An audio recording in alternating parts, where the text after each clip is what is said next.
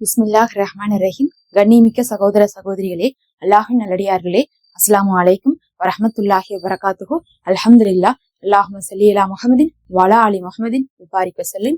நம்ம இன்னைக்கு நோன்பு திறக்கக்கூடிய இஃப்தார் நேரத்துல செய்ய வேண்டிய முக்கியமான ஒரு துவாவை பத்தி பார்க்க போறோம். ரொம்ப சிறப்புக்குரிய துவான்னு சொல்லலாம். ஒரே நேரத்துல இந்த ஒரு விஷயங்களை எல்லாம் 7 முறை ஓதிக்கொள்ளுங்க. ஒரு 4-5 விஷயங்கள் தான் இருக்கு.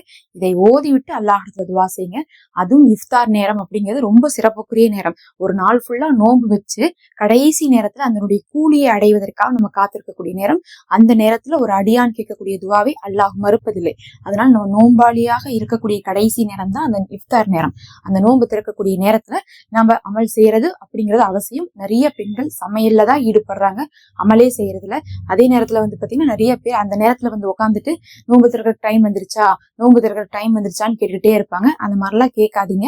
கரெக்டா நோன்பு திறக்கிற டைம் பாங்கு சவுண்ட் கேட்கும் போது இல்ல நியத் சொல்ற சவுண்ட் கேட்கும் போது நம்ம நோன்பு திறந்துக்கலாம். நிறைய பேர் சின்ன வயசுல இருக்கவங்க நோன்பு திறக்கிறதுல ஆர்வமாகவும், பெரிய வயசுல இருக்கவங்க நோன்பு திறக்கிறதுக்கு செய்யக்கூடிய உணவு மேல ஆர்வமாகவும் நம்ம இருந்து அந்த ஒரு பாக்கியமான நேரத்தை தவற விட்டுட்டு இருக்கோம்.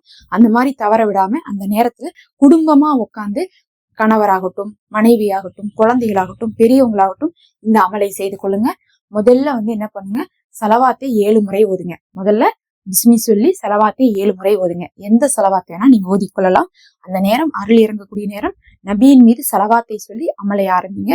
அல்லாஹுடைய சாந்தியும் ரஹமத்தும் நபியின் மீது உண்டாகும் போது நம்ம காரியமும் என்னாகும், உயர்தரமாக நமக்கு நடத்தி கொடுப்பான். அடுத்தது யூனுஸ் நபி துவா. யூனுஸ் நபி ஓதுனா லா இலாஹா இல்லா அன்த சுபஹானக இன்னி குன்து மினல் ஸாலிமீன் அப்படின்னு சொல்லக்கூடிய அந்த துவாவை 7 முறை ஓதிக்கொள்ளுங்க. அதை 7 முறை ஓதும் போது நீங்க என்ன நினைச்சு ஓதணும்னா, எப்படி யூனுஸ் நபி அவர்களை நீ காப்பாத்தினியோ, மன்னிச்சியோ, அந்த மாதிரி என்னையும் மன்னிச்சு என் வாழ்க்கையும் என்ன பண்ணு, கஷ்டத்துல இருந்து காப்பாத்து அப்படிங்கறத நீங்க துவா செஞ்சுக்கோங்க. இன்னும் நபி அவர்களே சொல்லியிருக்காங்க, சகோதரர் யூனுஸை காப்பாத்தியதை போல அல்லாஹ் உங்களை காப்பாத்துவான்னு சொல்லியிருக்காங்க. நம்ம உம்மத்துக்கானதுன்னு இதை சொல்லியிருக்காங்க. அல்லாஹும் சொல்லியிருக்கான், முஃமின்களை இதே போல காப்பாத்துவோம்னு சொல்லியிருக்கான். இது பாத்தீங்கன்னா ஒருத்தவங்களுக்கு கொடுத்த பலன் கிடையாது. அல்லாஹும் அல்லாஹுடைய தூதரும் இந்த சமுதாயத்துக்கே இது ஒரு பலனாக இருக்கும்னு கற்றுக் கொடுத்தது. அடுத்தது பாத்தீங்கன்னா ரப்பனா ஆத்தினா ஃபித்துன்யா அப்படின்னு சொல்லக்கூடிய அந்த துவா இருக்கு பாருங்க. ஹஸனத்தன் வஃபில் ஆஹிரத்தி ஹஸனத்த வகினா அதாபன்னார். எல்லாருக்கும் இந்த துவா தெரியும், அதனாலதான் நான் அதெல்லாம் எழுதல. அந்த ரப்பனா துவாவை மட்டும் என்ன பண்ணுங்க, 7 முறை ஓதிக்கொள்ளுங்க. அந்த ரப்பனா துவா தான் நபி அவர்கள் அதிகமாக ஓதிய ரப்பனா துவா. யார் அந்த ரப்பனா துவாவை ஓதுறாங்களோ அதுல எல்லா உலக தேவைகளும் மறுமை தேவைகளும் அடங்கிருவாமா. நீங்க இம்மைக்கும் மறுமைக்கும் சிறந்ததை கேட்கணும்னு விரும்பக்கூடிய நேரம் அந்த நோன்பு திறக்கக்கூடிய நேரம் தான். அல்லாஹு இந்த துவா ஓதுபவர்களுக்கு ஈருலக வெற்றியும் தருவானமா. அதனால அதை 7 முறை ஓதிக்குங்க. ஓதுனதுக்கு பிறகு அல்லாஹுடைய இஸ்மே யா அர்ஹமர் ராஹிமீன் அப்படின்னு சொல்லக்கூடிய இஸ்மை 7 முறை ஓதிக்கொள்ளுங்க.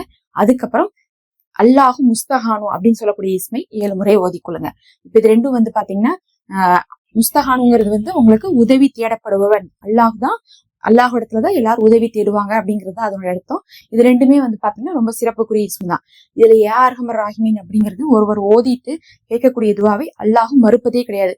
ஒருத்தவங்க பல வருடமா குழந்தை இல்லாம இருந்த போது கூட இதை ஓதிட்டு கேட்ட உடனே அல்லாஹ் கொடுத்துட்டானமா. அதனால யா அர்ஹமர் ராஹிமீன் இஸ்மியாகலம் கொண்டு இஸ்மாக இருக்கு.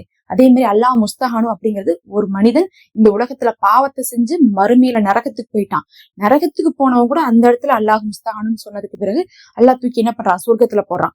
அப்ப நரகவாசியை கூட சொர்க்கத்துக்கு கொண்டு போகுதுன்னா இந்த உலகத்துல சாத்தியமே இல்லாததை கூட சாத்தியமாக்கும்னு அர்த்தம். அப்ப அல்லாஹ் முஸ்தஹானு அப்படிங்கிறது அவ்வளவு சிறப்பானது. அதே மாதிரி யார் ராஹிமின் அப்படிங்கிறது இந்த உலகத்துல விதியிலேயே எழுதாத ஒரு விஷயத்த கூட நடத்தி கொடுக்கும். அப்ப இதுதான் ஒரு அமைப்பு. இந்த விஷயங்களை தான் நீங்க ஓதணும். முதல்ல என்னது சலவாத்து, அப்புறம் என்னது யூனுஸ் நபி துவா, அதுக்கப்புறம் என்ன அந்த ரப்பனா ஆத்தினா, அப்புறம் யார் ராஹிமீன், அதுக்கப்புறம் அல்லாஹ் முஸ்தஹான். இது எல்லாத்தையும் 7 முறை ஓதிக்கொள்ளுங்க. 7 முறை ஓதும் போது இதுக்குள்ள சலவாத்து வந்துருது, இஸ்திகஃபார் வந்துருது, திக்ரு வந்துருது.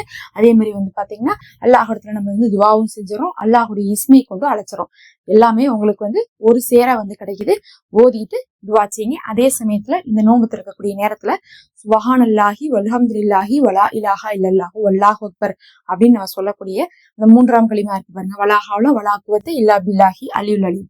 இந்த கலிமாவையும் நீங்க ஓதி நம்ம துவா செஞ்சு முடிச்சதுக்கு பிறகு கூட என்ன பண்ணலாம், கொஞ்ச நேரம் இந்த திக்ரை ஓதிக்கிட்டே இருக்கலாம். ஏன்னா இது ஓதுவது சதக்கா செய்த நன்மை நமக்கு கொடுக்குமாமா. அதனால அந்த நேரங்கள்ல நம்ம நோன்பாளியாக சதக்கா செய்ய முடியாட்டினாலும், எல்லாருக்குமே இப்ப காசு இருக்கா கொடுக்கறதுக்கு கிடையாது. அதனால நோன்பு காலத்துல ஜக்காத் கொடுக்க முடியாம சதக்கா கொடுக்க முடியாம இருக்கவங்க அந்த 3ஆம் கலிமாவையும் நம்ம என்ன பண்ணணும், அதிகமாக ஓதிக்கொள்ளணும். இந்த அமலை தான் நீங்க செய்யணும். இதை நீங்க தினமுமே வந்து இஃப்தார் நேரத்துல செய்யுங்க.